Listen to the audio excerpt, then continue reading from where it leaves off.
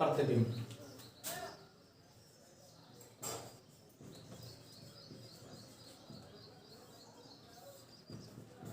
प्रतिबिंब क्या चीज है? देखिए, परावर्तन के पश्चात प्रकाश की किरणें जिस बिंदु पर जाकर मिलती हैं उसे हम क्या कहते हैं? प्रतिबिंब कहते हैं। जैसे कि मतलब ये क्या है, आपका दर्पण है, दर्पण से प्रकाश की किरणें हैं, अब यहाँ पर जाकर के जिस बिंदु पर मिलेंगी, क्योंकि ये आपतित किरण है, ये आपका क्या है? परावर्तित किरण है। ये किरणें जिस बिंदु पर जाकर मिलेंगी उस बिंदु को ही हम क्या कहते हैं? प्रतिबिंब कहते हैं। तो देखिए, प्रतिबिंब किसे कहते हैं, एक बार हम फिर रिपीट कर रहे हैं कि परावर्तन के पश्चात प्रकाश की किरणें, देखिए प्रकाश की किरणें जिस बिंदु पर जाकर मिलती हैं, जिस बिंदु पर जाकर मिलती हैं उस बिंदु को, देखिए इस बिंदु को ही हम क्या कहते हैं? प्रतिबिंब कहते हैं। इस पूरे बिंदु को हम क्या कहेंगे, क्योंकि छायांकित भाग क्या बनाएंगे ना, तो छायांकित भाग को ही हम प्रतिबिंब कहते हैं। क्या कहते हैं? प्रतिबिंब कहते हैं। जब प्रकाश किरणें परावर्तन के पश्चात प्रकाश किरणें जिस बिंदु पर जाकर मिलती हैं उस बिंदु को हम क्या कहते हैं? प्रतिबिंब कहते हैं। अब जो प्रतिबिंब होता है वो प्रतिबिंब दो प्रकार का होता है। प्रतिबिंब जो आपका होता है वो दो प्रकार का होता है। प्रतिबिंब दो प्रकार के होते हैं, दो प्रकार के होते हैं।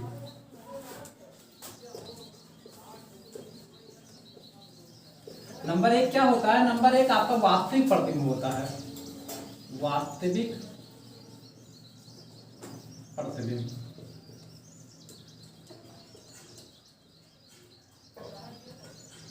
और नंबर जो दो होता है वह आभासी प्रतिबिंब होता है, आभासी प्रतिबिंब।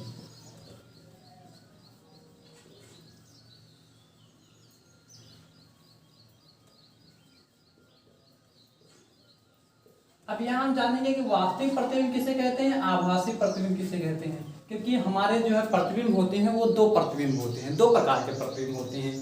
तो आभासी प्रतिबिंब किसे कहते हैं? वास्तविक प्रतिबिंब कहते हैं। जैसे हमने जाना था कि यहाँ पर देखिए, यहाँ पर एक बिंदु प्राप्त हुआ था उसे हम प्रतिबिंब कहते हैं। अब देखिए, प्रतिबिंब दो प्रकार के होते हैं, एक वास्तविक प्रतिबिंब होता है, एक आभासी प्रतिबिंब होता है। तो पहला नंबर हम जानेंगे कि वास्तविक प्रतिबिंब क्या होता है और आभासी प्रतिबिंब क्या होता है। तो देखिए, जैसे मान लीजिए प्रकाश किरणें यहाँ पर आएंगी ऐसे टकरा करके, एक किरण तो होगा नहीं, बहुत सारी किरणें होंगी जो यहाँ से आती हैं, प्रकाश दर्पण पर पड़ती हैं और टकरा करके जो है वो जाकर उसी बिंदु पर मिलती हैं। तो यहाँ पूरा भाग क्या बनाएगा, यहाँ पर एक किरणों का समूह होता है ना।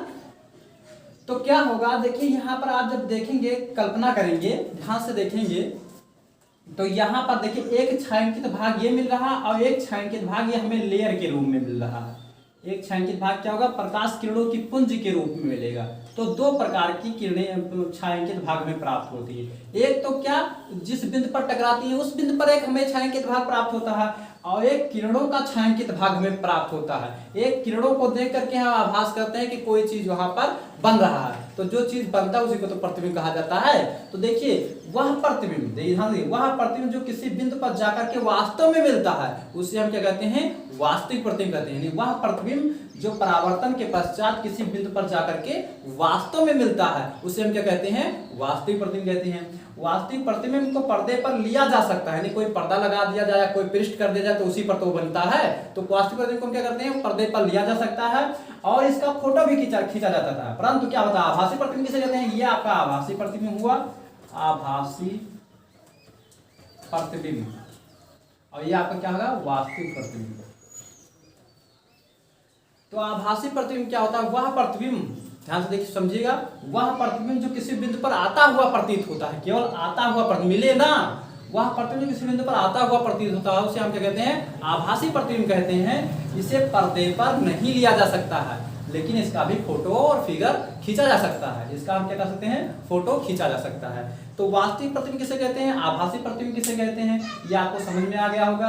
अब देखिए जो प्रतिबिंब होता है वो किस पर डिपेंड करता है, परावर्तक तल पर डिपेंड करता है कि परावर्तक तल से परावर्तित होने वाली प्रकाश की किरणें किस प्रकार की हैं, उस प्रकार से वो अपना प्रतिबिंब बनाती है, वास्तविक बनाती है कि आभासी बनाती है कि छोटा बनाती है कि बड़ा बनाती है, वो किस पर डिपेंड करता है, मतलब जो है आपका जो परावर्तक तल होता है उस पर डिपेंड करता है। तो परावर्तक तल मतलब क्या आ जाएगा यहाँ से, अब यहाँ से हम पढ़ेंगे दर्पण के बारे में पढ़ेंगे। किसके बारे में पढ़ेंगे? दर्पण के बारे में। तो देखिए हम यहाँ दर्पण के बारे में डिस्कस करेंगे। ये आपको समझ में आया होगा ना कि वास्तविक प्रतिबिंब, हम फिर से दोहरा दे रहे हैं। वास्तविक प्रतिबिंब, जो प्रतिबिंब किसे कहते हैं? परावर्तन के पश्चात प्रकाश किरणें जिस बिंदु पर जाकर मिलती हैं उस बिंदु को हम क्या कहते हैं? प्रतिबिंब कहते हैं। परावर्तन के पश्चात प्रकाश की किरणें जिस बिंदु पर जाकर मिलती हैं उसे हम क्या कहते हैं? प्रतिबिंब कहते हैं। प्रतिबिंब जो होता है वो दो प्रकार का होता है, एक वास्तविक प्रतिबिंब होता है, दूसरा आभासी प्रतिबिंब होता है। वास्तविक प्रतिबिंब से कहते हैं कि वह प्रतिबिंब जो किसी बिंदु पर जाकर के वास्तव में मिलता है उसे वास्तविक प्रतिबिंब कहते हैं, और वह प्रतिबिंब जो किसी बिंदु पर आता हुआ प्रतीत होता है उसे हम क्या कहते हैं? आभासी प्रतिबिंब कहते हैं। तो हम क्या पढ़ने जा रहे हैं और अगला टॉपिक क्या है आपका?